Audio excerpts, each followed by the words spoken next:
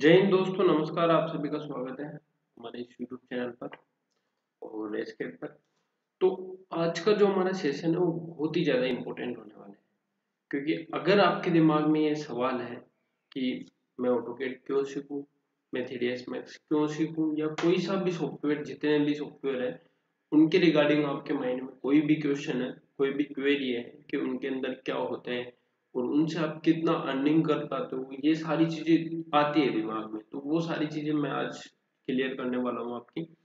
तो अब अगर मान लो आपने बीटेक कर रखी है या डिप्लोमा कर रखा है, या फिर हो सकता है आप 12th पास आउट हो, या फिर आपने बीए एमए एमएड कुछ भी कर रखा है, और और अगर आप इस फील्ड में स्विच करना चाहते हैं, तो मैं आज के इस लेक्चर में पूरा आपको क्लियर कर दूंगा। आपको सारी चीजें क्लियर हो जाएगी। उसके बाद आप खुद से डिसाइड कर पाएंगे कि मेरे को किस फील्ड में जाना है और कौन सा सॉफ्टवेयर मेरे को पहले सीखना है। और वैसे मैं आपको बता दूं कि ऑटोकैड अपना शुरू हो चुका है लगभग, और फर्स्ट लेक्चर में जल्दी अपलोड करने वाला हूँ। ऑटोकैड का एक लेक्चर मैंने अपलोड कर रखा है। तो उससे पहले थोड़ा इंट्रोडक्शन वगैरह अपन कर रहे हैं, तो ये सारी चीजें प्रॉपरली वीक में 2 क्लासेज अपनी हो पाएगी। तो वो सारा मैंने आपको पहले ऑलरेडी बता रखा है। तो आप प्रॉपरली सारे वीडियोज को फॉलो करते रहिए। तो सबसे पहले मैं आपको ये बताता हूँ। देखिए, सबसे पहले अपना जो क्वेश्चन आता है वो ये आता है कि टेक्निकल और नॉन टेक्निकल दो टाइप के बच्चे अपने पास आते हैं। अब टेक्निकल में तो वो आते हैं जो जिन्होंने बीटेक, डिप्लोमा या फिर एमटेक कर रखा हो, और नॉन टेक्निकल में वो आते हैं 12th पास आउट हो, या फिर BA MA BEd BSc MEd जो भी कर रखा हो, ये सारे इसके अंदर आ जाते हैं। अब टेक्निकल में मैं यहाँ पे सिर्फ आज बात करने जा रहा हूँ सिर्फ और सिर्फ सिविल और आर्किटेक्चर वाले बच्चों की। कि वो कौन से सॉफ्टवेयर सीख सकते हैं ना। आर्किटेक्चर वालों के लिए अपन, मैकेनिकल वालों के लिए और इलेक्ट्रिकल के लिए अपन एक अलग से उनका भी बना देंगे। तो ये मैं आज सिर्फ सिविल और आर्किटेक्चर की बात कर रहा हूँ टेक्निकल में, और नॉन टेक्निकल में तो सबकी बात हो रही है। तो अब उसके नीचे मैंने लिखा है कि टेक्निकल में कौन कौन से आपको सॉफ्टवेयर सीखने चाहिए और नॉन टेक्निकल में कौन कौन से सीखने चाहिए। तो टेक्निकल में मैंने लिखा ऑटोकैड, जो सेम नॉन टेक्निकल में ऑटोकैड है। तो मैंने आपको पहले ही कहा है कि ऑटोकैड क्या है, बेस है आपका। क्योंकि आप इस इन फील्ड्स के अंदर जाना चाहते हो तो ऑटोकैड तो आपको सीखना पड़ेगा। उसके बाद में आप धीरे धीरे ग्रो करते हो और ये सारे सॉफ्टवेयर सीख पाते हो, है ना। अब उसके बाद टेक्निकल में स्टेट प्रो, और फिर रेविट आर्किटेक्चर, रेविट स्ट्रक्चर और 3ds मैक्स। स्टेट प्रो जो एनालिसिस के काम में आते हैं वो सारा अपन डिस्कस करेंगे। अभी एक इनके प्रोजेक्ट्स वगैरह देख लेंगे तो आपको सारी चीजें क्लियर हो जाएगी। और रेविट आर्किटेक्चर जो 3D मॉडलिंग सॉफ्टवेयर है, बीआईएम पे वर्क करते हैं ना, बिल्डिंग इंफॉर्मेशन मॉडलिंग पे। फिर रेविट स्ट्रक्चर है, ये भी बीआईएम सॉफ्टवेयर ही है, इसी का ही पार्ट है। और फिर 3ds मैक्स है जो मॉडलिंग सॉफ्टवेयर है, जो बेसिकली आर्किटेक्चर में काम में आता है। अब नॉन टेक्निकल में अगर अपन बात करें, ये 5 सॉफ्टवेयर इनफ होते हैं ना। ये 5 सॉफ्टवेयर इनफ है। वैसे सॉफ्टवेयर तो बहुत सारे हैं, फिर टेक्ला वगैरह आ जाते हैं।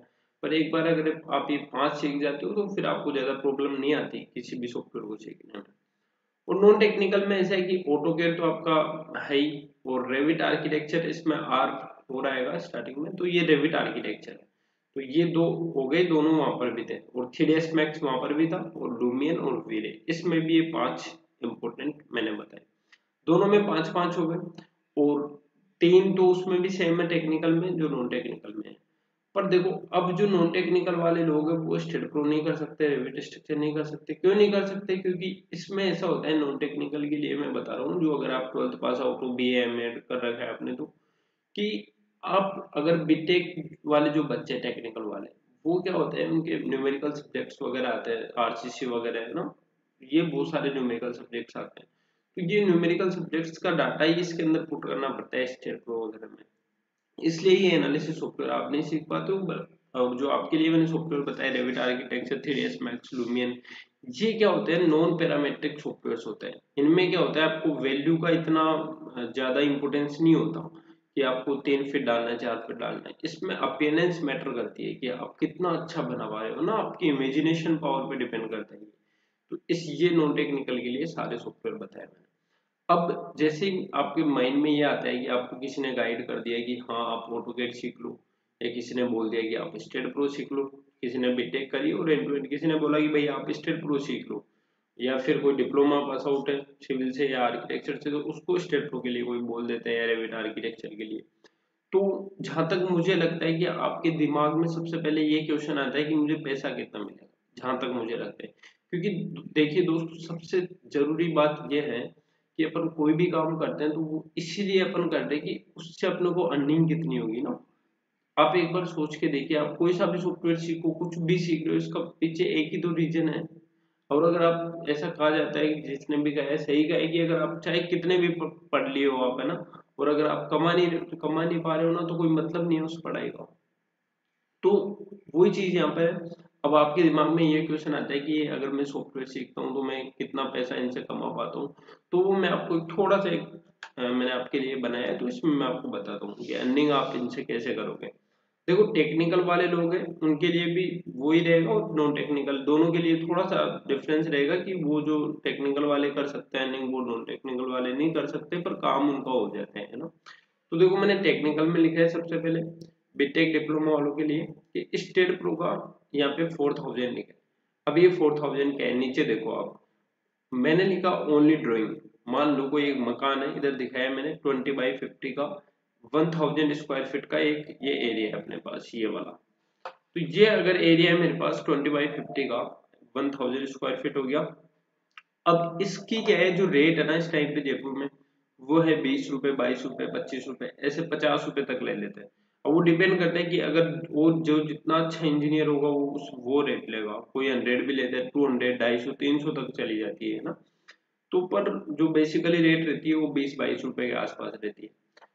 तो फिर अगर मान लो मैंने इसका एक एवरेज लेके 30 रुपए के अकॉर्डिंग मैं लगाता हूँ, तो इसके 30,000 रुपए बनते हैं। अब ये 30,000 किसके बन रहे हैं, सिर्फ ड्राइंग के बन रहे हैं। जो उसकी ड्राइंगे बनेंगी ना, उन सबके 30,000 रुपए बन रहे हैं, जो आप नक्शे बना के दोगे मकानों के इनको, इस एक मकान के। और एक फ्लोर के पैसे ही हैं, अगर इसमें दूसरा फ्लोर ऐड होगा तो 60,000 हो जाएंगे, तीसरा होगा तो 90,000 हो जाएंगे। तो इस तरीके से आपके पैसे एड ऑन होते जाते हैं। अब जैसे 30,000 आपने कमाए हैं यहाँ से, अब ये ड्राइंग इनको देनी भी तो पड़ेगी ना आपको। भाई आपने 30,000 उनसे ले लिया, तो अब ये तो बोलेंगे ना कि ड्राइंग बना के दो आप मिस्त्री को। तो वो ड्राइंग आप कहाँ बनाओगे, इन सॉफ्टवेयर की हेल्प से बनाओगे, जो मैंने आपको बताया। अब सबसे पहले आपका ऑटोकेड काम में आता है। तो ऑटोकेड लगभग लगभग भी नहीं तो इसमें से 30 में से 60,000 का मार्जिन कवर करते हैं। 16,000 काफी होता है दोस्तों ऑटोकेड के लिए ना, क्योंकि सारी की सारी ड्राफ्टिंग आपको ऑटोकेड करेगा। फिर उसके बाद रेविट आर्किटेक्चर आते हैं, जो ये क्या है 3D मॉडलिंग के काम में आते हैं। तो इस 4000 लगभग इसका आपका रहेगा। अगर मान लो आप 3ds मैक्स को यूज करते हो, तो इसको नहीं करते हो ना, वो काम दोनों का सेम ही है। पर रेविट आर्किटेक्चर और रेविट के अंदर ही फिर एमईपी आ जाते हैं, वो आपका सैनिटरी का काम करता है। जैसे पाइपिंग वगैरह जाती है ना, पानी के पाइप वगैरह, तो उनकी ड्राइंग जो बनती है, तो वो ड्राइंग के 4000 लगभग यहाँ पे हो जाता है। और 3ds मैक्स में मॉडलिंग का आपका 6000 एक व्यू का रहता है। फिर मान लो आपसे अलग अलग व्यूज बनवाएंगे तो फिर उसके पैसे लगते रहते हैं। तो ये लगभग इस तरीके से मैंने आपको बताया। 26,000 नॉन टेक्निकल वाले इसमें से कमा सकते हैं। अब आप सोचो, अगर आपने बीए एमए भी कर रखा है और आप 30 में से 26 निकाल के लेके जा रहे हो, तो आप बीटेक डिप्लोमा एमटेक कर रखे हैं उनसे आप ज्यादा अच्छा लेके जा रहे हो ना। पूरा पैसा आप खुद बचा के लेके जा रहे हो। अगर आप इस फील्ड में लगभग 4-5 साल भी रुकते हो, तो आप अच्छे से सीख सकते हो सारी चीजें ना। बाकी सॉफ्टवेयर का इनका इतना ज्यादा टाइम है नहीं, 5-6 महीने में आप सारे सॉफ्टवेयर सीख सकते हो। अब टेक्निकल वालों के लिए यहाँ पे बचा एक स्टेट प्रो बचे, जो लगभग 4000, मैंने ये भी ज्यादा बता दिया है क्योंकि इतना एनालिसिस होता नहीं है। पर 4000 इस बिल्डिंग का हो गया ना। तो ये अब इस तरीके से, और ये बाकी ऑटोकेड वगैरह अगर मान लो टेक्निकल वाला बंदा भी अगर ये सारे काम करता है, तो वो भी इतना पूरा का पूरा कमाने का। अब जो आपका मेन जो आपका टारगेट रहता है वो ये रहता है कि आप ये जो जितने भी है ना 4000, 646, ये पूरा आप कमा पाओ सारा, है ना, किसी को काम देने की जरूरत नहीं पड़े। तो आपको स्टेट भी सीखना पड़ेगा, ऑटोकेड, रेविट, मैक्स, ये सीखना पड़ेगा अगर आप टेक्निकल से हो तो। टेक्निकल से नहीं हो तो कोई बात नहीं, आप नॉन टेक से हो तो ये सारे सीख लो। एक ये कोई भी काम कर देगा आपका ना, इतना एनालिसिस करके आपको दे देगा वो। अब ये तो मैंने बताया एक कितनी 1000 स्क्वायर बिल्डिंग के लिए, है ना, इतनी छोटे से प्लान के लिए। अब मैं एक चीज और आपको बता दूं, ऑटोकेड के मैंने 16,000 बताया ना। कई काम ऐसे होते हैं जो स्टेट प्रो अकेला 2-2 लाख रुपए में, रेविट आर्किटेक्चर 2-2 लाख रुपए में, रेविट स्ट्रक्चर 3-3 लाख रुपए में अकेला ये काम करते हैं। अकेले का इसका एक एक छोटे छोटे काम के हो जाते हैं इतने पैसे। तो अगर आप दुबई में देखोगे तो पूरा रेविट स्ट्रक्चर का काम होता है वहाँ पे, है ना, रेविट आर्किटेक्चर का वहाँ पे काम होता है, पूरी डिटेलिंग जाती है फोटो के साथ में। तो वहाँ पे जैसे जैसे काम, आप ऐसा नहीं है कि यहाँ पे अगर आप इंडिया में ये यूज में नहीं आ रहा तो इसका मतलब इससे कमाई नहीं हो पाएगी ना। तो आप अर्निंग ज्यादा से ज्यादा इनसे कर सकते हो। ये मैंने एक छोटा सा आइडिया बताया कि अगर आप 1000 स्क्वायर बिल्डिंग लेते हो तो उसके लिए स्टार्टिंग जब आपके बिजनेस के आप करोगे तब ऐसा रहेगा, फिर उसके बाद ये बढ़ता जाएगा। तो ठीक है, तो ये सारा था। अब उसके बाद आगे चलते हैं। ऑटोकेड के बारे में मैंने आपको बताया था, ऑटोकेड से थोड़ा अपने देखा भी था कि क्या होता है क्या नहीं होता। 2D ड्राफ्टिंग के काम में आते हैं, वास्तु वगैरह इसके अंदर पर पढ़ते हैं सारी की कौन सी दिशा में क्या देना है, ये बिल्डिंग प्लानिंग टेक्निक्स वगैरह इसके अंदर आती है। और इस तरीके के नक्शे बनते हैं जो आप देख सकते हो इसके अंदर बने हुए, है ना। अब ऑटोकेड के बाद जैसे आप ऑटोकेड करते हो, फिर अगर ये टेक्निकल वालों के लिए स्टेड प्रो का सॉफ्टवेयर आता है आपके लिए ना, जो एनालिसिस करता है, लगभग 35 डेज का मॉड्यूल होता है ये। अगर आप एडवांस करते हो तो फिर इसमें ज्यादा टाइम लगता है, लगभग 60 डेज लग जाते हैं, 2 महीने लग जाते हैं। और जो आपने बीटेक एमटेक में पढ़ी है, डीसीएस हो गई, स्टिल सोम, जियोटेक, टोस, ब्रिज, ये सारे सब्जेक्ट हैं जो इसके अंदर काम में आते हैं। आईएस कोड जितने भी ये सब काम में आते हैं। और अब वो फिर बाकी सारी चीजें, ड्राइंग है, सिस्मिक डिजाइन, विंड डिजाइन, ये सारी कलवर्ट बॉक्स की इनकी ड्राइंग बनती है इसके अंदर। ड्राइंग ही नहीं बनती एक्चुअली, इसमें डाटा मिलता है अपने को। इस तरीके से इसके अंदर जब अपन काम करते हैं तो बिल्डिंग डिजाइन करते टाइम बिल्डिंग का कुछ ऐसा लुकअप अपना होता है, वाटर टैंक का कुछ ऐसा होता है ना, स्लेब वगैरह फ्लोर का कुछ ऐसा, वो जो वो टैंक होता है जो ओपन होता है उसका कुछ ऐसा होता है, अंडरग्राउंडेड का। फिर उसके बाद ऐसा कुछ ब्रिज का हो जाता है, केबल स्टेड ब्रिज का। ऐसा मैं आपको दिखा भी दूंगा अभी, है कोटा जो ब्रिज है उसका ऐसा दिखा दूंगा, तो उसकी डिजाइन भी अपन आप यहाँ पे कर सकते हो। और इस टाइप के ब्रिज भी स्टेड फ्लो के अंदर अपन डिजाइन करते हैं। अब उसके बाद ये एक ट्रांसमिशन टावर्स आते हैं, ये आपने देखे होंगे। तो इसके इनके बड़ी बड़ी लाइनें जाती है, तो ये लाइनों की डिजाइन अपन स्टेट प्रो के अंदर करते हैं। इनकी जो फाउंडेशन आती है, कितनी फिट गहरी होनी चाहिए, ये सारी चीजें अपने को स्टेट प्रो बताता है। कितने का ये एंगल वगैरह, कौन सा सेक्शन लगाया है, ये सारा स्टेट प्रो से अपन पता करते हैं। फिर उसके बाद डाटा देखो, स्टेट प्रो के अंदर ऐसा मिलता है कुछ, ये एरिया ऑफ स्टिल बताते हैं वजन, ये क्लियरली शो नहीं हो रहा, पर बीम नंबर, डिजाइन नंबर वगैरह बता देते हैं, टोटल एरिया ऑफ स्टिल बता देते हैं। इससे अपन पता लगाते हैं कि कितने का बार इसके अंदर आ रहा है। नेक्स्ट है रेविट स्ट्रक्चर, ये भी टेक्निकल वालों के लिए ही है। रेविट स्ट्रक्चर में क्या होता है कि डिटेलिंग अपन देते हैं बीम्स की। जैसे आपने स्टेट रूम में डिजाइन किया, अब डिजाइन के बाद आपको बोलेगा कि आपका यहाँ पे 110 mm² सरिया लग रहा है, तो वो एएसटी से आपको सरिया निकालना पड़ेगा। सरिया निकाल के आप ऐसे लगा के यहाँ पे देख सकते हो इसके अंदर, है ना। अब वहां पे सिर्फ आपको डाटा मिल रहा है, वैल्यू मिल रही है न्यूमेरिक, आप यहाँ पे ला के उसको लगा के देख रहे हो बीम बीम के अंदर, इनके अंदर। ये थोड़ा और आप फाउंडेशन का इनका देख लो, ये सारा कटलमेंट का इनका पूरा अपने बेंडिंग डायमेंशन वगैरह सारी मिलती है इसके अंदर। टोटल स्टिल भी आप निकाल सकते हो रेविट के अंदर। तो बहुत ही एडवांस सॉफ्टवेयर है रेविट, है ना। ये एक्चुअली यूज इंडिया में हो ही नहीं रहा, इन यूज हो रहा है दुबई में, इनमें ओमान में, या फिर यूएसए में चले जाओ आप, बाकी सब जगह यूज हो रहा है इंडिया को छोड़ के। और जल्दी से, जहां तक मुझे लगता है जल्दी से जितना जल्दी हो पाएगा इंडिया में भी ये सॉफ्टवेयर चलने लगेगा ना।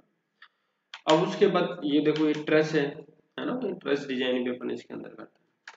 फिर उसके बाद सिविल 3D आता है। सिविल 3D में क्या होता है दोस्तों, देखो जब आप बीटेक एमटेक कर रहे हो, एक सेकंड में पानी पी।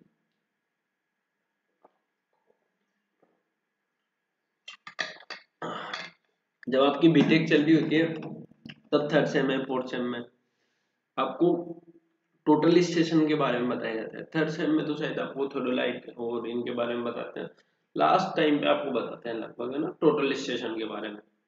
तो क्या होता है जब टोटल स्टेशन या थोडोलाइट का डाटा आपका क्लाउड फॉर्मेट में डाटा आता है, एक्स वाई जेड का आपका कोऑर्डिनेट्स को देते हैं, तो उसके बाद में वो डाटा इसके अंदर इंसर्ट करते हैं अपन इस सॉफ्टवेयर के अंदर ऐसे, है ना। और जैसे इंसर्ट करते हो आप, तो ये सरफेस बनना शुरू हो जाती है ना, कि कहाँ पे कितना कंटूर है, पूरा वो सारी चीजें सिविल 3D के अंदर। तो रोड वगैरह की सर्वे अपन करते हैं, वो सारा डाटा लाके यहाँ पे, हाईवे वगैरह निकलता है कहीं से, तो वो उन सब की डिजाइन यहीं पे होती है।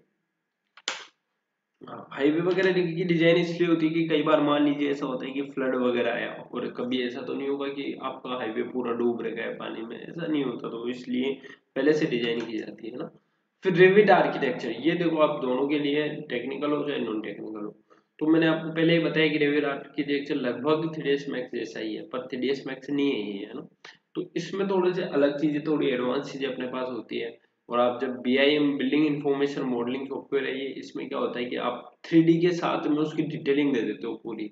मैक्स में क्या होगा कि आपने सिर्फ 3 मॉडल बनाया और उसका एक फोटो टाइप में दे दिया, अभी मैं आपको दिखाऊंगा आगे, पर इसके आप पूरी डिटेलिंग साथ में जाती है। तो इसलिए ये रेविट आर्किटेक्चर होता है। मैं आपको एक छोटा सा वीडियो भी दिखा देता हूँ, तो उससे आपको थोड़ा सा आइडिया हो जाएगा। रेविट आर्किटेक्चर का देख लो, इस तरीके का मॉडल रहता है, जैसे ये राम मंदिर बना हुआ है तो इसका पूरा आप ऐसा बना के रेंडर निकाल सकते हो। नीचे देखो आप ऐसी फोटोज वगैरह मकानों का भी आप रेंडर निकाल सकते हो। ये कोटा स्टेट का ब्रिज है, केबल स्टेट ब्रिज है, जो मैंने कोटा के अंदर है अपना। और मैंने आपको बताया था कि अपन ये स्टेट प्रो के अंदर डिजाइन कर सकते हैं ना, बीटेक वालों के लिए। तो ये आप एक बार ये ब्रिज देख लो, कुछ ऐसा है। तो ये सारी डिजाइन अपन स्टेट प्रो के अंदर कर सकते हैं।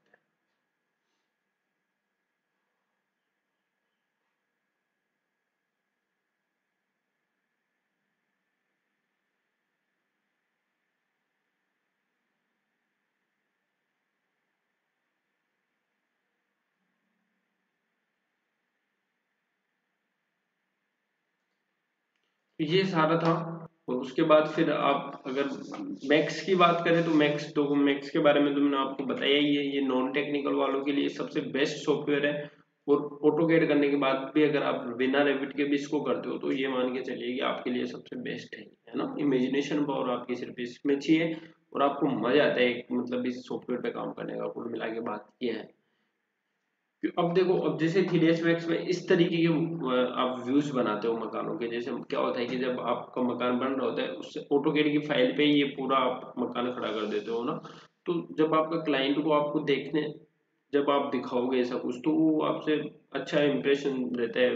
फर्स्ट टाइम अगर आप अच्छा उसको व्यू बना के दोगे तो वो आपको अच्छा पैसा इससे मिल सकता है ना। वॉक थ्रू वगैरह भी आप इसके अंदर बनाते हो। तो अब ये जो वर्किंग विंडो है 3ds मैक्स की, और ये कुछ उस पर निकाले हुए रेंडरिंग है। तो ये काम था 3ds मैक्स का। उसके बाद ये उसी की वर्किंग जो जीयूआई होता है, जीयूआई वो है। अब उसके बाद एक बार मैं आपको रेंडरिंग व्यू दिखा देता हूँ ना, कि मैक्स पे जब वीरे यूज करके अपन कुछ ऐसा निकाल सकते हैं, ल्यूमियन वगैरह।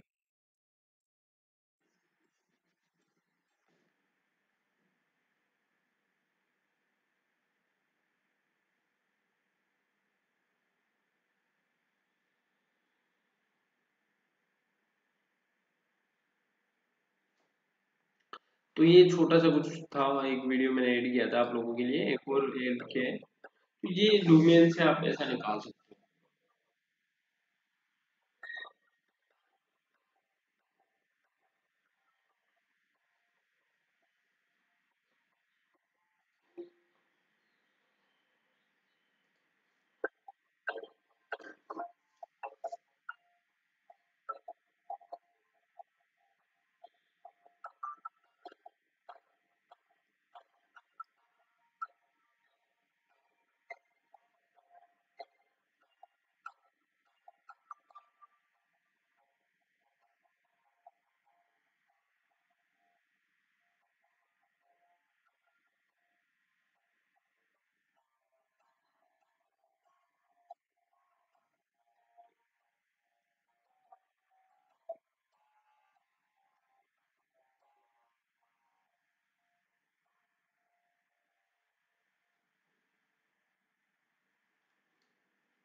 तो ये लुमियन पे बना हुआ था। उसके बाद स्केचअप भी एक सॉफ्टवेयर आते हैं, बिल्डिंग एस्टिमेशन, ये फिर बहुत सारे सॉफ्टवेयर आते हैं। अगर आप सीखना चाहो तो ये टेक्निकल वालों के लिए एमएक्स रोड आता है, एक रोड वगैरह हाईवे डिजाइनिंग के लिए पूरा आता है। लुमियन का मैंने अभी आपको बताया ही, वो इसका लुमियन का ही था। तो इस तरीके से ये सारे होते हैं जो मैंने आपको सारे दिखा दिए। और एक दो वीडियोस मैंने अटैच कर रखे हैं इनके, जो रेंडरिंग व्यू है, तो वो आप वो देख लो।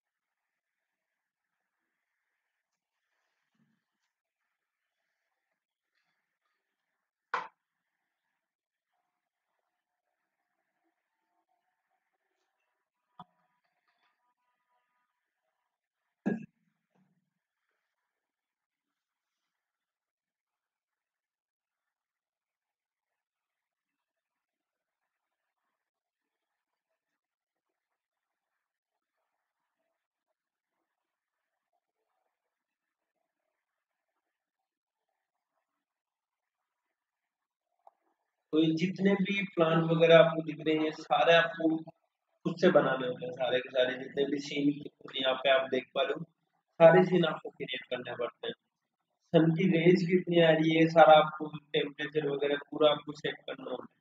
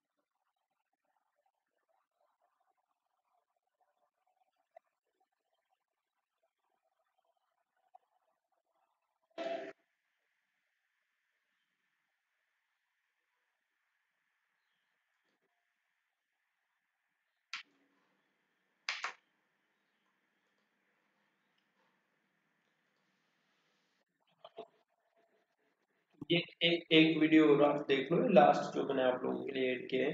तो दोस्तों ये जो लूमियन के सारे में दिखा रहा हूँ आपको ना, जो 3ds मैक्स और लूमियन, जो नॉन टेक्निकल वाले या टेक्निकल वाले दोनों कर सकते हैं। तो अब आप ये देखो रियल टाइम रेंडरिंग का देखो इफेक्ट कितना जबरदस्त, कितना शानदार आ रहा है इसके अंदर, है ना। तो ये जब आपका क्लाइंट आप देखेगा और जब आप उसके लिए बनाओगे तो वो फर्स्ट इंप्रेशन बहुत बढ़िया पड़ता है इस चीज का, जब आप उसको करके दोगे तो ये एक वीडियो कोड मैं आपको दिखाता हूँ, फिर उसके बाद आज के सेशन का एंड करते हैं अपन।